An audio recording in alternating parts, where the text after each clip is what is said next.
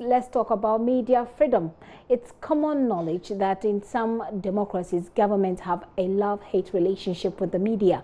Public officials would always want good press from the media, and journalists depend on access to those in power for information, although their criticism of governments are met with anger and mistrust.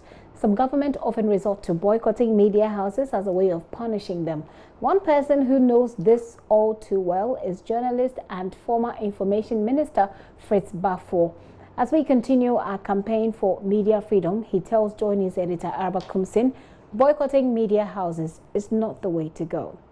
Have regulations, all right, and if you have, according to the Constitution and everything, then you can actually mitigate the negatives or the excesses.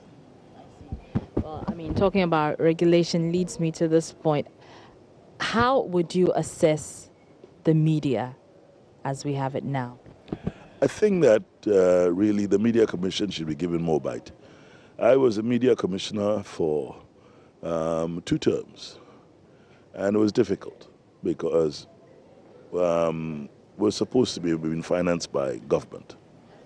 We didn't get our finances. It was, I think, only about 3 months ago that I got a salary after, salary arrears after 3 years of leaving. Yeah, so that's how bad it is. And then the kind of monies that should come to the Media Commission to do their work, for them to monitor and have oversight over the media, is not there. There's also a running battle between the Media Commission and the NCA. All right, when we're talking about political, we're talking about radio spectrums and talking about the reach and all of radio stations and television stations and all that. Right now we have a situation where a lot of the television and radio stations haven't made their statutory payments.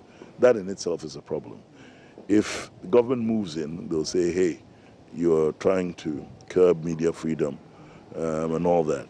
That suggests that you agree with the action taken by the NCA in shutting down the radio station? Well, to a certain extent, but I felt that the way they went about it created a problem, basically because it was looked on as a partisan thing. I think that we should have had a longer conversation before that action should have been taken.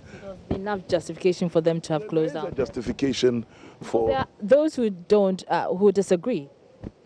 Yeah, basically because we're in a situation where we plead poverty when it comes down to statutory payments and things like that.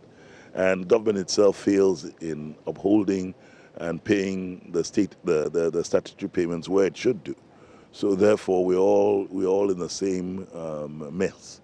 But I believe that there should be a conversation, a very, very in-depth conversation with the media. We should have a media conference.